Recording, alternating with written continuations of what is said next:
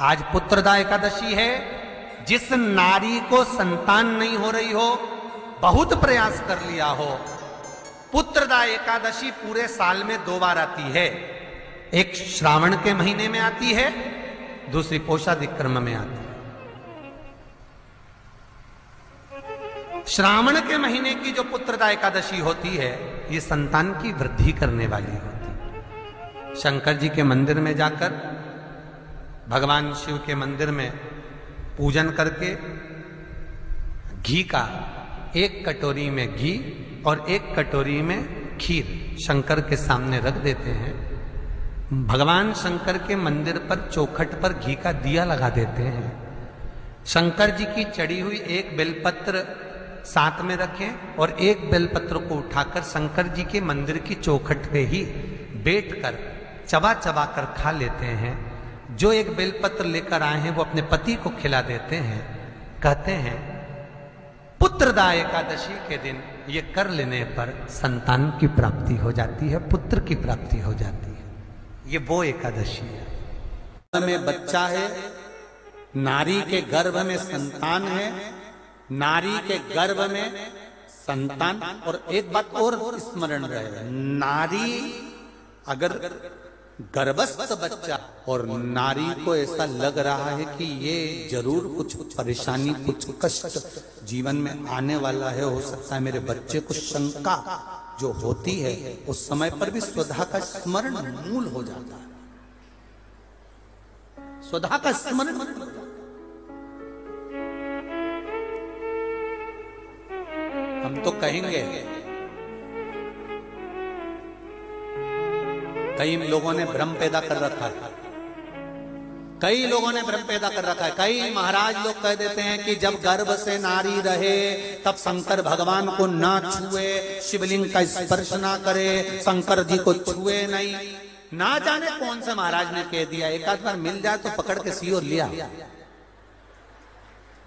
जिसने कहा, जब शिव महापुराण की कथा कर रही है, अकाल मृत्यु वो मरे जो काम करे चंडाल का, और काल उसका क्या बिगाड़े जो भक्त हो महाकाल का। जो शंकर का उपासक होता है, शंकर का स्पर्श करता है, शिवलिंग का मात्र स्मरण, केवल स्मरण, केवल स्पर्श करता है, तो कहा उसके कौटि कौटि पाप छिन्न हो जाता है। तो गर्भस्थ नारी, अरे भाई, लिंगायत संप्रदाय का वर्णन हिंगोली से करा था, परली से करा था कि लिंगायत संप्रदाय में शिवलिंग को मानते हैं।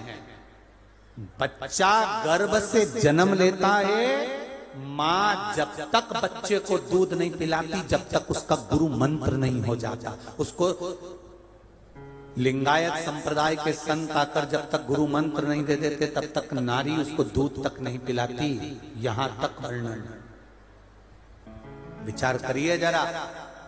तो फिर कौन ने कह दिया कि शंकर भगवान के शिवलिंग को छूना नहीं चाहिए, गर्भवती नारी को स्पर्श नहीं करना चाहिए?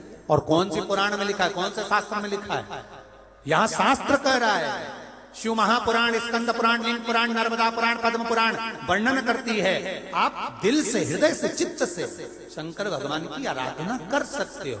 हाँ, नारी अगर गर्भस्थ बालक है और उसको चिंता है, बहुत टेंशन है, और उसके साथ शिव की आराधना कर रही है, तो बाबा के ऊपर 1 बेलपत्र भी अगर वो चढ़ा रही है चावल के दाने के साथ, तो ये निश्चित है कि स्वधा उसके गर्भ की रक्षा करती है और बच्चा समाप्त नहीं हो सकता। ये निश्चित है।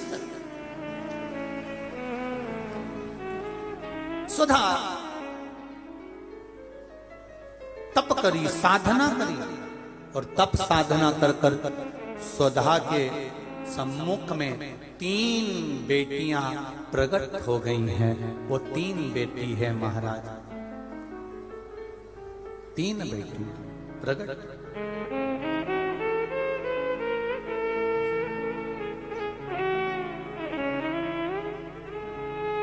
महाराज मैना, धन्या और कला, ये 3 बेटियों का प्रागट्य सम्मुख में हो गया। से एक संतान हो जाती है, मान लो एक बच्चा हो गया, एक संतान हो गई, और एक संतान होने के बाद में दूसरी संतान हो ही नहीं रही। किसी को 10 साल हो गए, किसी को 8 साल हो गए, किसी को 5 साल हो गए, किसी को 6 साल हो गए, किसी को 9 साल हो गए, किसी को 12 साल हो गए, दूसरी संतान हो ही नहीं रही। आपने डॉक्टरों को भी दिखाया, इलाज भी करवाया, फिर भी संतान का सुख नहीं है। तो शिव महापुराण में बेलपत्र के वृक्ष का बड़ा सुंदर भाव कहा। जिसको संतान का सुख नहीं है उसको सफेद आंकड़े की जड़ का प्रयोग करना चाहिए। और जिसके घर में एक संतान हो चुकी है और दूसरी संतान नहीं हो रही है, 8 साल, 10 साल, 15 साल, 20 साल, 22 साल हो गए, और दूसरी संतान का अगर सुख नहीं है, तो उसके लिए बेलपत्री के वृक्ष के नीचे का एक भाव बड़ा सुंदर कहा गया। किसी भी सोमवार से आप ये प्रयोग करना प्रारंभ कर सकते। 11 रुद्र होते हैं, 11 रुद्र होते हैं। एक सोमवार को बेलपत्री के वृक्ष के नीचे जाइए और बेलपत्र के वृक्ष के नीचे जाकर एक एक रुद्र का स्मरण करना। क्या है? बेलपत्री के वृक्ष के नीचे जब आप जाएं तो बेलपत्र के वृक्ष के नीचे की ही मिट्टी का एक कुंड, आप लोग क्या कह सकते हैं, यहाँ पर हम क्या बोले उसको, जैसे मिट्टी का एक कटोरी बनाते हैं ना, क्या बोलते हैं उसको, कुंडी बना लेते हैं मिट्टी की। बेलपत्री के वृक्ष के नीचे की ही मिट्टी, उसी मिट्टी का एक छोटा सा एक कुंडा बना लो उसको मिट्टी का। जितने लोग आस्था चैनल पर सुन रहे हैं, जितने लोग फेसबुक यूट्यूब पर श्रवण कर रहे हैं, बड़े ध्यान से सुनिएगा, सावधान।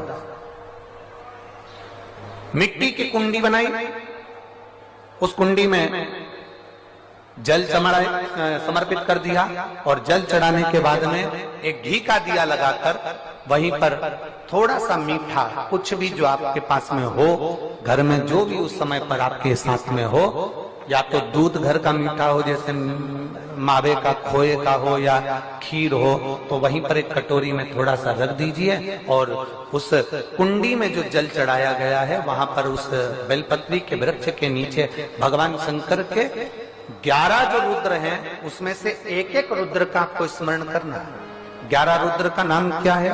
तो पहले नंबर पर आता है कपाली, दूसरे नंबर पर आता है पिंडर, तीसरे नंबर पर आता है भीम, चौथे नंबर पर आता है विरूपाक्ष, 5वें नंबर पर आता है बिलोहित, 6ठे नंबर पर आता है शास्त्र,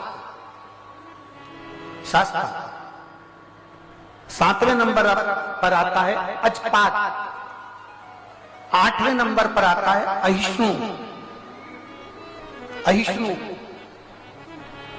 और 9वें नंबर पर आता है शंभु, 10वें नंबर पर आता है चंड, और 11वें नंबर पर आता है भव।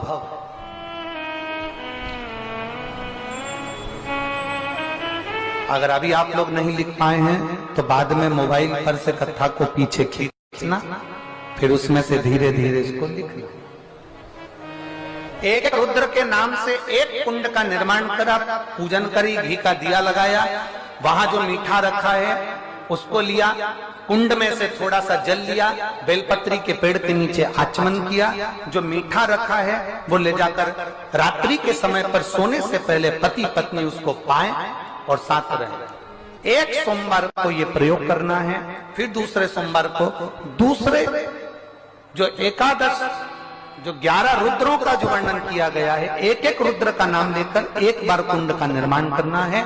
दूसरे सोमवार को, जैसे एक बार आपने अगर कपाल नाम से पूजन करी, दूसरे नंबर पर पिंडल नाम से पूजन करी, तीसरे नाम पर भीम नाम से, फिर आप विरूपाक्ष नाम से, ऐसे एक एक सोमवार करना है, 11 सोमवार।